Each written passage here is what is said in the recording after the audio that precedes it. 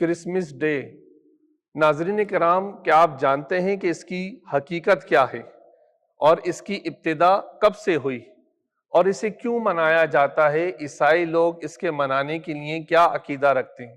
آئیے ہم اس کو جانتے ہیں۔ تو سب سے پہلے یاد رکھیں کہ 4 صدی کے اندر، یعنی پچھلی 3 صدی کے اندر اس کا کوئی تصور نہیں تھا، یعنی کرسمس ڈے کا نام و نشان نہیں تھا۔ اور اس کی ابتدا کیسے ہوئی؟ تو آپ کو سن کر اس بات سے بڑی حیرت ہوگی کہ اس کی ابتدا یہ بیسیکلی ایک کاروبار ہے اور اسی سے اس کی ابتدا ہوئی۔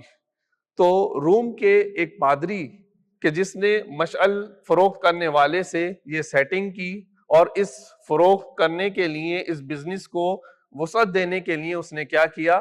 یہ اہتمام کیا کہ مختلف کینڈل مخصوص طریقے سے گرجا گھر میں رکھی گئیں اور اس کے بعد مخصوص دعا کروائی گئی اور آہستہ آہستہ یہ رسم کیا ہو گئی؟ جاری ہو گئی۔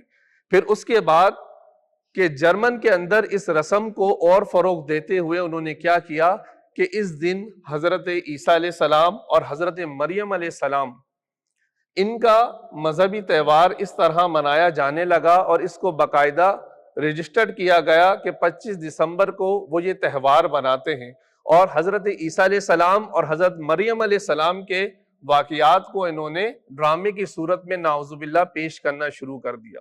اور اسی کے ساتھ وہ ٹری جو رکھا جاتا ہے، ایک درخت کہ جس میں لائٹیں لگائی جاتی ہیں، اور اس کا یہ تصور دیا جاتا ہے کہ حضرت مریم علیہ السلام اس درخت کے پاس تنہائی میں بیٹھا کرتی تھی اور اپنا وقت گزارا کرتی تھی، اور اس طرح یہ مذہبی تہوار یہ آگے چل پڑا۔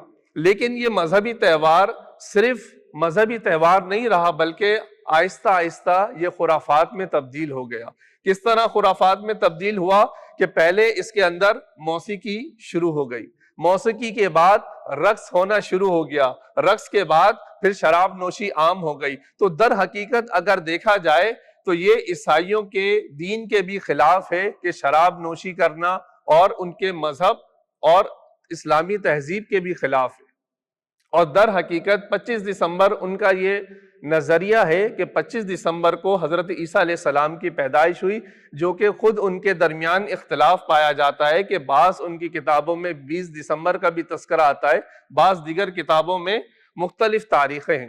تو لہذا اس کو مسلمان کے لیے اس کو منانا، اس کی مبارکباد پیش کرنا اور اس میں شامل ہونا یہ قطعاً ممنوع ہے۔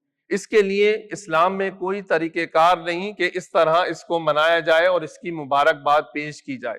اللہ تبارک و تعالی ہمیں اس سے بچنے کی توفیق عطا فرمائے۔ اور نبی صلی اللہ علیہ وآلہ وسلم نے کیا فرمایا؟ من تشبہ بہ قوم فہو منہ، کہ جو جس قوم کی مشابہت اختیار کرے وہ انہی میں سے۔ تو ہمیں لازمی چاہیے کہ ایسے تہوار سے دور رہیں اور اپنے اسلامی تہوار کو منائیں، اور اپنے بچوں کو یہ تعلیم اور تربیت دیں کہ ہمارا اس سے کوئی سروکار نہیں، ہم عیسیٰ علیہ السلام کے ماننے والے ہیں، ہم عیسیٰ علیہ السلام پر جو کتاب نازل ہوئی ہے اس کو بھی مانتے ہیں، اور اپنے نبی صلی اللہ علیہ وآلہ وسلم اور اپنے اسلامی تہوار کو بناتے ہیں۔ یاد رکھیں کہ آج کل دیکھا جاتا ہے کہ بازاروں میں اس طرح کے جو کپڑے ہیں وہ بھی فروخت کیے جا رہے ہیں، بچے ضد کرتے ہیں، ماں باپ ان کی ضد پر، ان کے شوق پر دلا دیا کرتے ہیں۔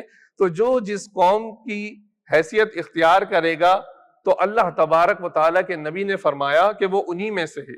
تو ہمارا طریقہ کار نہیں ہے کہ ہم کسی کی اسلامی شعار کے علاوہ مذہبی شعار کو اپنائیں۔ مذہبی شعار کسے کہتے ہیں؟ مذہبی شعار ان کا طریقہ کار کہلاتا ہے جو خاص اس دین کا طریقہ ہے۔ تو ہمارا دین کا طریقہ یہ نہیں کہ ہم کسی اور کے طریقوں کو اختیار کریں، ہمیں اپنے رسول کی اتباع کرنی ہے۔ اسی کے لیے ہمارے لیے دنیا میں بھی نجات ہے اور آخرت میں بھی نجات۔